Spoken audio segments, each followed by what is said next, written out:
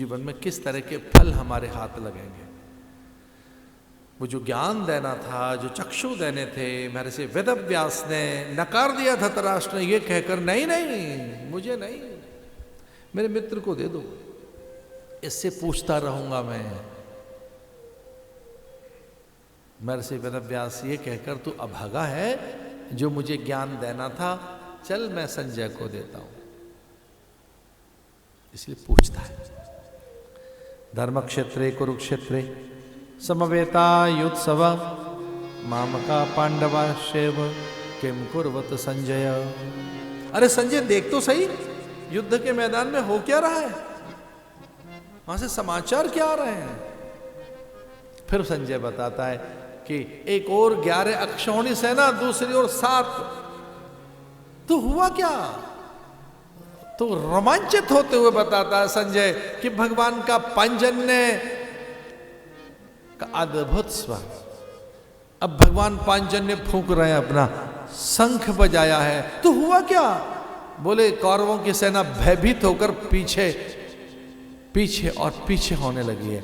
घोड़े हिनेना रहे हैं, हाथी चिंघाड़ रहे हैं, भयभीत हो गए। पितामह भीष्म, आचार्य द्रोण निस्तेज हो गए, थर थर कांप रहा है दुर्योधन।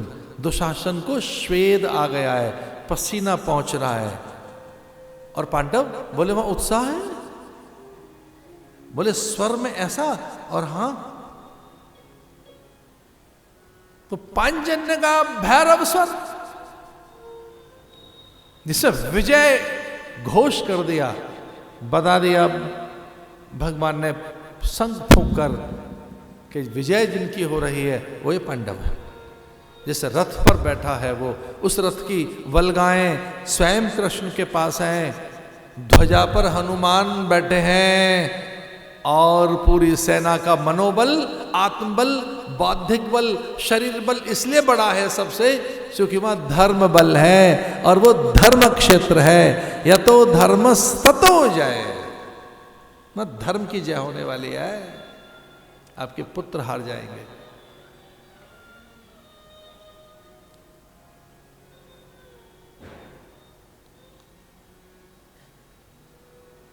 ये सब पराजित हो गए। शकुनी का शव नहीं मिला, बहुत देर तक ढूंढते रहे दुशासन को। उसका रक्तपान, शव पड़ा है, उसका रक्तपान कर रहा है भीम। लहू निकल रहा है वक्षस्थल से और उस रक्त से अपने बाल सींच रही है द्रौपदी। अद्भुत विचित्र विभत्स दृश्य। भरपेट पानी नहीं पीऊंगा, भीम ने कहा था, जब तक तेरे इस गर्भ से भरे मस्तक और हटीले वक्षस्थल को तोड़ नहीं दूंगा।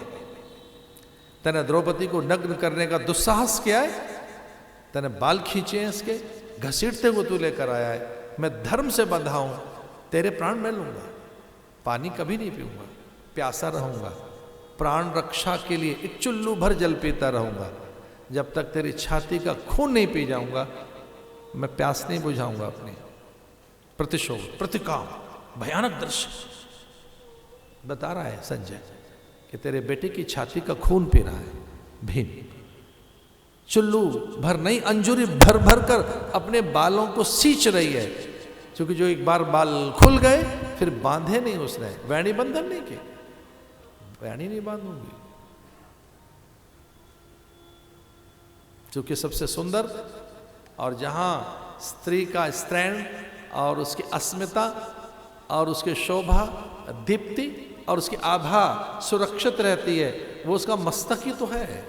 तेरे मेरे बाल खींचे हैं, ये तब बंधेंगे बाल मेरे, मुक्त केशी रहूंगे, बाल बखेर के रहूंगे, अब बंधेंगे नहीं है। तेरी छाती के रक्त से इन्हें सींच कर बांधूंगी। भीम ने भी ऐसी प्रतिज्ञा कर ली। महाभारत प्रतिज्ञा ग्रंथ है, सबकी प्रतिज्ञा। लेकिन बेकार दृश्य में एक दृश्य और है।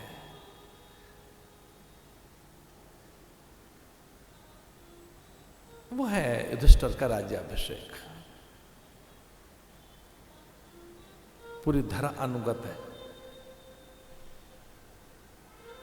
अब छोड़ने का भी मन है। एक दिन त्यागने का मन होता है, एक दिन संग्रह करने का मन होता है। बचपन, तरुणाई, यौवन, प्रौढ़ता संग्रह के लिए, संचय के लिए। ज्ञान किरण आए, मस्तक को छुए और अंतर को प्रकाशित करे, तब त्यागने का मन होता है। वार्धक्य में बांटने का मन होता है। एक कान में समाचार पड़ा युधिष्ठिर के,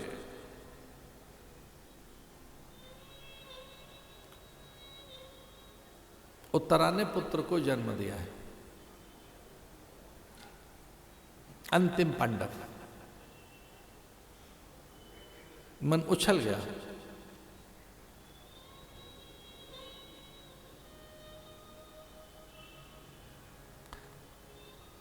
पुत्र के जन्म के समाचार, लंबी श्वास लेकर बैठ गया निश्चिंत होकर। उत्तरावस्था में अधिकारी आ गया, जिसे कुंजी सौंपी जा सकती है, मुकुट पहनाया जा सकता है, जिसे अपना सब कुछ दिया जा सकता है। हम रहना चाहते हैं संतति में, विचार में, अपने सिद्धांतों में, मूल्य परंपराओं में, अपनी कृति और रचनाओं में, अपनी अभिव्यक्ति में। इसे भी अपना सक्सेसर ढूंढो। अच्छा, वो ढूंढ रहे थे, मिल नहीं रहा था, अब पौत्र के रूप में प्रकट हो गया। बुलाया चारों भाइयों को, पत्नी को, मन की बात कहनी है। जीवन भर आपका अनुगमन, अनुसरण करते रहे, अनुशीलन करते रहे, मौन रहे, चुप रहे। आप आगे चलते रहे, हम पीछे चलते रहे। आप जुआ खेलते थे, कब मना किया? आपने हमको गिरवी रख दिया, दांव पे लगाया, कब मना किया? द्रौपदी कहती, आपने मुझे भी वस्तु समझकर दांव पे तो रख ही दिया था, और आप हार गए थे मुझे, तो कब मना किया हमने? जो आज मना कर देंगे तो कहना क्या है? बोले निकल पड़ो घर से, बस हो गया, आज सन्यास होना है हमारा, मैं चल रहा हूं, मेरा सन्यास का दिन है आज का। मुझे अभी इसी पल निकलना है, मुझे सच जानना है। और ये जो पूरी राज्य संपदा है, ये परीक्षित की है, क्योंकि जिसकी मैं प्रतीक्षा कर रहा था वो आ गया। तो परीक्षित का अर्थ है जिसकी प्रतीक्षा की जा रही थी, जिसकी बड़ी परीक्षाएं ली गई। गर्भकाल में भी अश्वत्थामा ने ब्रह्मास्त्र फेंका, सुदर्शन चक्र ने उसकी रक्षा की। ऐसे परीक्षित के जन्म के समाचार के साथ ही एक चीज उदित हुई, उसका नाम है वैराग्य।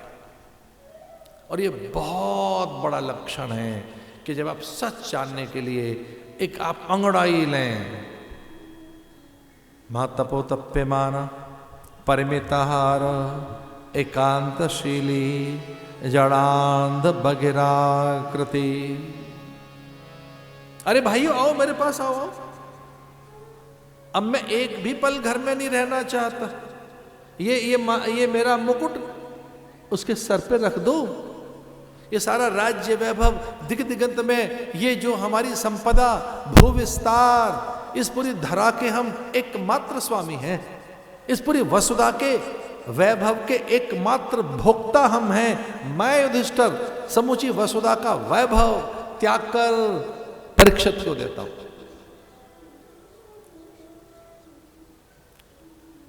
आप क्या करेंगे? महतपो तप्यमान, मैं तप करूंगा।